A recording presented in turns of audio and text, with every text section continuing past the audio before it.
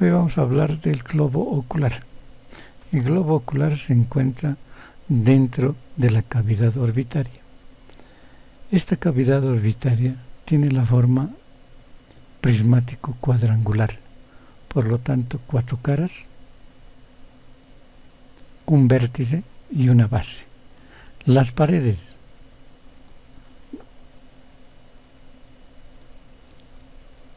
de esta cavidad orbitaria están constituidas por los huesos del cráneo y de la cara.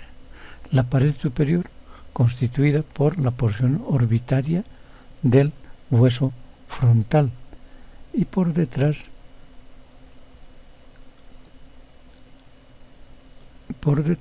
vemos el ala menor del esfenoides, que las dos raíces de esta ala forman el agujero óptico.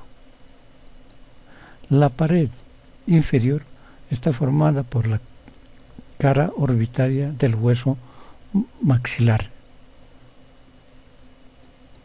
La pared externa por la posorbitaria del hueso malar y el ala mayor del esfenoides, más propiamente la porción orbitaria de la cara exocraneal del ala mayor del esfenoides.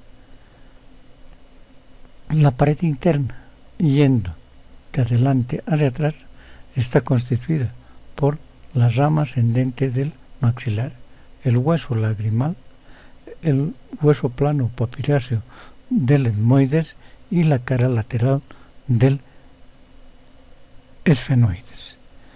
Así constituida la cavidad orbitaria, vemos que presenta un vértice y una base. En el vértice encontramos dos fisuras importantes, la fisura orbitaria superior y la fisura orbitaria inferior. Por delante de la fisura orbitaria superior encontramos el agujero óptico por donde pasa la arteria oftálmica y el nervio óptico. Por la hendidura orbitaria superior pasa el tercer par craneal oculomotor, el cuarto par o patético, el sexto o motor ocular externo y la rama oftálmica del trigémino.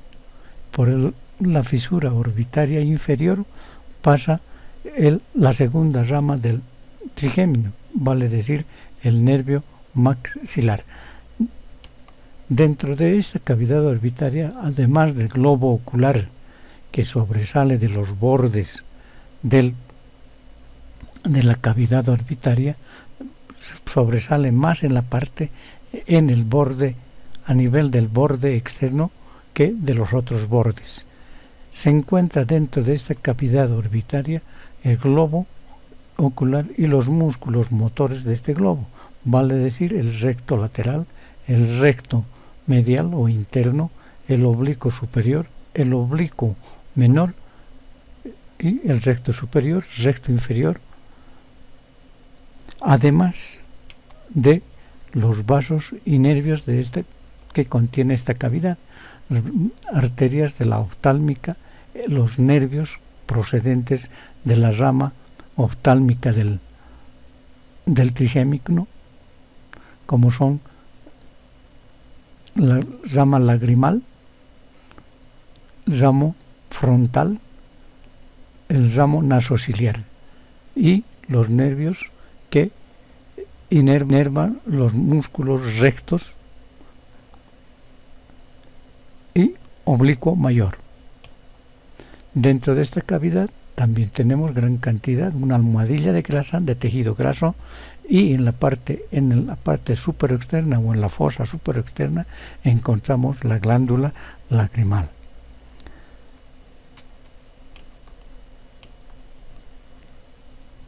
El globo ocular está constituido por un continente y un contenido.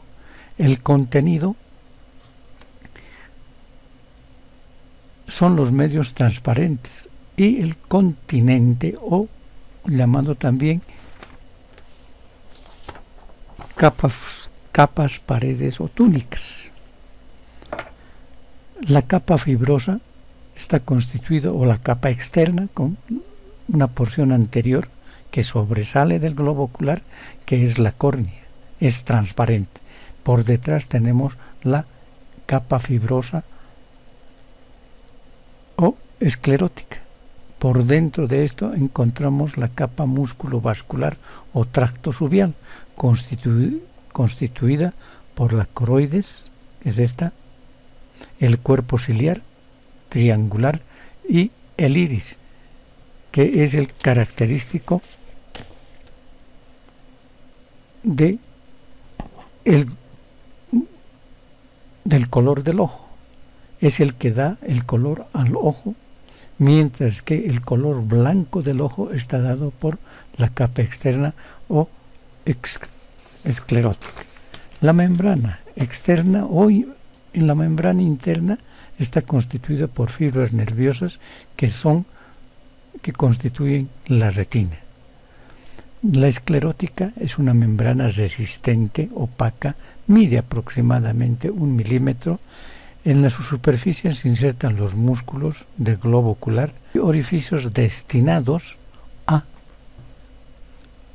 los vasos y nervios del globo ocular. La córnea ocupa el espacio anterior, es transparente, tiene un espesor de 1 milímetro, cóncava por detrás y convexa por delante. No tiene vasos sanguíneos, su vitalidad está dada por las lágrimas. La túnica vascular o cuerpo ciliar, que hemos dicho, está constituido por la coroides, el cuerpo y el iris. La coroides es una membrana vascular oscura situada por dentro de la esclerótica, separada de esta por una membrana pigmentada denominada lámina fusca. El límite anterior de esto, coroides, presenta dentellones y que continúa con el cuerpo ciliar. A esta porción anterior se llama ora serrata. El cuerpo ciliar se encuentra por delante de la ora serrata, vale decir entre la ora serrata y el iris. Forma un anillo aplanado de forma triangular. La cara interna comprende 2 zonas, una anterior o corona ciliar y una posterior orbículo ciliar. El iris está situado por delante del cristalino, ¿no? Se continúa con el cuerpo ciliar, es responsable, como hemos dicho, del color del ojo. Está perforado en su parte central por un orificio llamada pupila, que puede contraerse o puede dilatarse. La unión con la parte anterior del cuerpo ciliar forma un surco llamado surco periiridiano, el iris y el cuerpo ciliar. Vemos las 3 capas, la capa externa, la capa media y la capa interna. La capa externa, la esclerótica, la córnea, la capa media, el iris, el cuerpo ciliar y la coroides. La capa interna, la retina. Esta retina es la porción nerviosa del globo ocular. Se divide en 2 porciones, una posterior, retina propiamente dicha, y la retina pegada al cuerpo ciliar, la llamada cilio retiniana. En la cara interna de la retina encontramos 2 elementos anatómicos importantes: la papila óptica y la mácula y la mancha amarilla. Esta es la papila óptica y esta es la mácula mancha amarilla con su porción central, la fovea centralis. Vemos las capas, la capa externa, la capa media y la capa interna o retina. Esta es la capa media, músculo vascular con gran irrigación, un corte donde vemos un corte anteroposterior, donde vemos el cuerpo ciliar, el iris, la pupila, y periféricamente a la pupila vemos un músculo. El músculo es el esfínter de la pupila y por detrás el dilatador de la pupila. Esta pupila se caracteriza porque puede contraerse o puede dilatarse. Vemos el esfínter de la pupila, el dilatador de la pupila, aquí el ángulo irido corneal entre la córnea y el iris, el cuerpo ciliar, entre el cuerpo ciliar y la córnea encontramos a nivel de la unión limbo-esclerocorneal por delante de las trabéculas el conducto venoso que es responsable de la formación del líquido humor acuoso, denominado humor acuoso. Vemos la pupila normal, la pupila contraída o en constricción llamada miosis y la pupila dilatada llamada midriasis. Esta constricción y esta dilatación está regida por un sistema vegetativo, por el sistema vegetativo. La miosis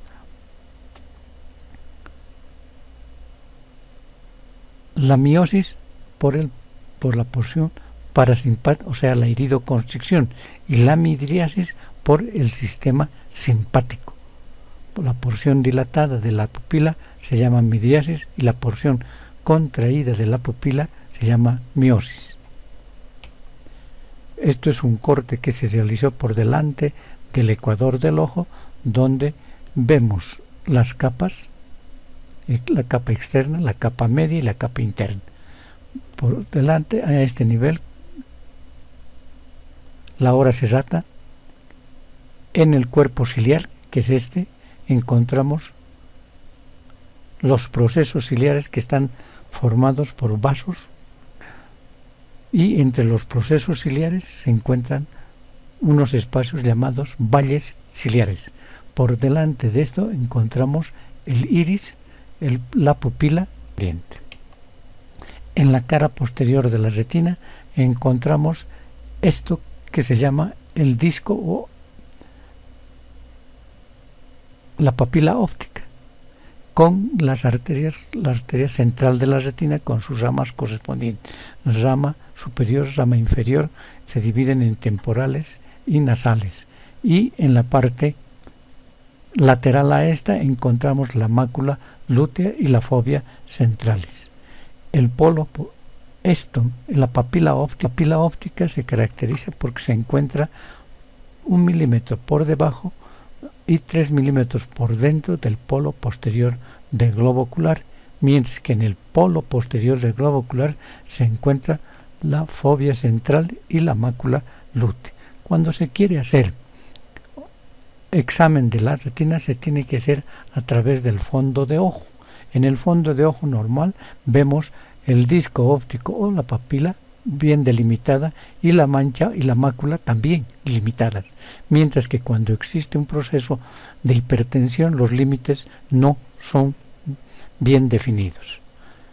Los componentes de globo ocular en cuanto se refiere al contenido, tenemos el cuerpo vítreo de atrás adelante, el cuerpo vítreo, el cristalino y el humor acuoso. El cristalino es una lente biconvexa que está contenido en una cápsula, la cristaloides anterior y la cristaloides posterior, sostenida por el ligamento o la zónula o aparato de suspensión del cristalino, compuesta por fibras que se extienden del cuerpo ciliar hacia el cristalino. Hay fibras que van del cuerpo ciliar al cristalino o cilio cristalinianas, otras que van al cuerpo vítreo, cilio vítreas, y otras que se encuentran dentro del mismo cuerpo, se llama cilio ciliares. El cristalino, igual que la córnea, no tiene irrigación. El humor acuoso es un líquido transparente, incoloro, que llena los espacios entre la córnea y el cristalino. Este espacio está dividido por el iris en dos cámaras, la cámara anterior y la cámara posterior. Esta cámara anterior y posterior están en comunicación a través del orificio del iris, o sea, de la pupila. El cuerpo vítreo es un líquido viscoso, transparente, gelatinoso, ocupa la parte posterior del globo ocular por detrás de la lente, a quien le forma una fosa, la llamada la fosa del cristalino o fosa hialoidea. Está envuelto en una membrana, la membrana hialoidea, y atravesado por un conducto hialoideo. Aquí vemos el cristalino y el globo ocular nuevamente con todas sus porciones, con toda su externa o retiniana, la capa media o músculo vascular y la capa externa o fibrosa. En la parte anterior esta capa es transparente formando la córnea. Encontramos aquí el ángulo irido corneal, aquí el angular, el cuerpo ciliar.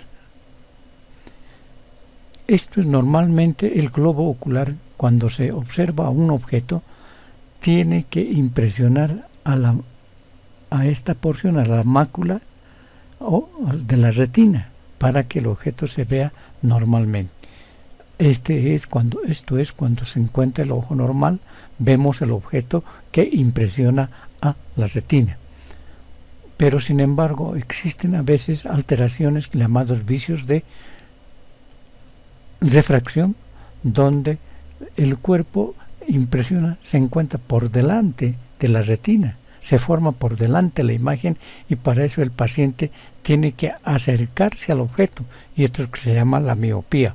O por el contrario, el objeto se forma por detrás de la retina y por lo tanto el paciente se aleja del objeto para que impresione la retina. A esto se llama hipermetropía. La irregularidad de esta córnea produce lo que se llama el astigmatismo. La opacidad del cristalino produce lo que se llama las cataratas.